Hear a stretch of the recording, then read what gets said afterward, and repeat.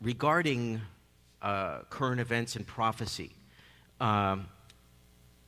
who was aware that Iran launched 180 ballistic missiles to Israel recently, right?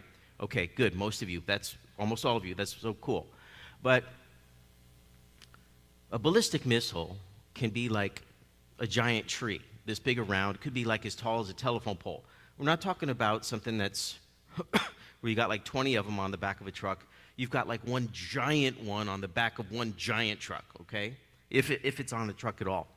So what you might not know is that's not entirely accurate, what happened there. There were actually 400 missiles that were launched out of Iran, but for the Lord's reasons, he knew 200 didn't even really make it out of Iran. They just didn't have the missile power to get out of Iran, and yep.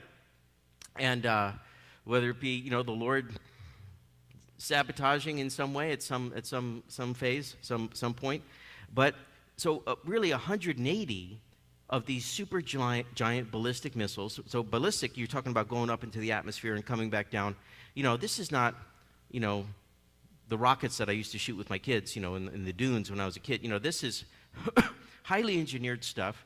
But scientists made these things, and for a very specific purpose and all that. So 180 missiles were launched they actually made it to Israel, and no Israelis, no Jews were killed.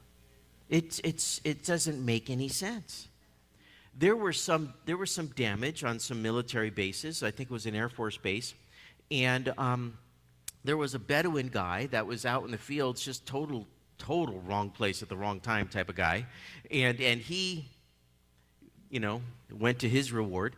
And but for all the nefarious and evil intents and purposes of Iran towards Israel, it is absolutely miraculous. That is like Red Sea crossing level.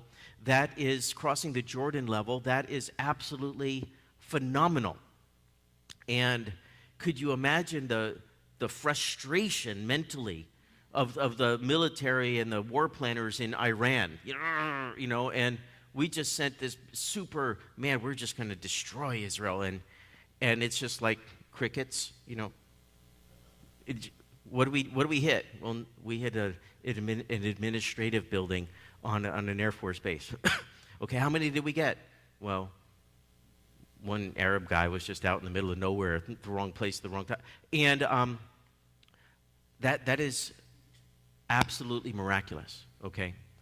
And but remember that with all the knowledge that we have of Ezekiel 38 and 39 about, Russia colluding with Iran and with Turkey and a few other countries, when they're going to do an invasion upon the mountains of Israel, which really is every place in Israel that has mountains, mostly the West Bank.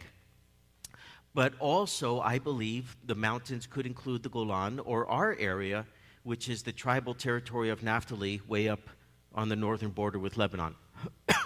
So that's going to happen, absolutely. But the passage starts by saying that it's going to be a peaceful time for Israel. And this attack is going to be on people that dwell in a state of security. So when you look at the situation right now, you go, there's no security anywhere. Rockets are all over the place. They're just lambasting. The rockets are still coming out of Gaza. Rockets are, by the thousands are coming out of southern Lebanon. Israel has finally gone in, with 3 divisions on the ground. And I hope that puts pressure off of our friends at the kibbutz. I've got these videos of the guys, the whole security team, and I don't know if I should show it because I don't know if they would want to show that, but all the guys on the kibbutz, and they're all very, very special friends, and those are the ones we're praying for all the time. But they had some holy days recently, and they were all, raising a glass or, speaking a prayer, and that's what I like about Israeli society is they can have their kippahs on and saying a prayer and saying scripture one minute, and then the next minute they're raising a glass. Hag Sameach, it means happy day or whatever. But But all that to say is we live in super momentous times, and then we've got this election coming up, and we've got all of these, things going back and forth between conservatives and liberals and all these things, and our values as followers of Jesus should really come out in the way we vote when it comes to abortion in Israel, all the way, right? And we should be as anti-abortion as the Lord is, not that we could be, but we should be as much as we could be. We should be as pro-Israel as the Bible is. And I think that's something that we could do. But the Lord has sovereignly ordained that we should live in these incredible times. And that means that in his estimation and his perspective, we're up to it. We're down for it. You know what I mean? We're made for it. And so the best way to be ready and to be prepared to navigate is to really, and this is your job, to really just love the Lord